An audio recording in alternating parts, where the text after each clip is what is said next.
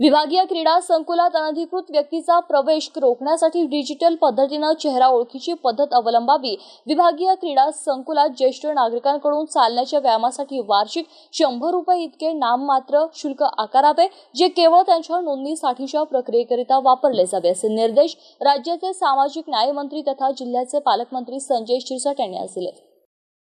विभागीय क्रीडा संकुल समितीची बैठक आज विभागीय क्रीडा संकुलात पार पडली। विभागीय आयुक्त दिलीप गावडे, मनपा आयुक्त जी श्रीकांत, जिल्हाधिकारी दिलीप स्वामी, जिल्हा परिषदेचे मुख्य कार्यकारी अधिकारी विकास मीना, पोलीस अधीक्षक डॉक्टर विनय कुमार राठोड, क्रीडा उपसंचालक युवराज नाईक, जिल्हा क्रीडा अधिकारी बाजीराव देसाई तसेच विभागीय क्रीडा संकुल समितीचे सदस्य उपस्थित होते। पालकमंत्री शिरसाट यांनी आढावा घेऊन माहिती जाणून घेतली। त्यानंतर त्यांनी सांगितले की विभागीय क्रीडा संकुलाच्या मैदानावर आणि विविध क्रीडा प्रकारांच्या विशेष मैदानावर सराव करण्यासाठी आणि नियमित व्यायामासाठी येणाऱ्या खेळाडू आणि नागरिकांना प्रवेश देण्यात यावा।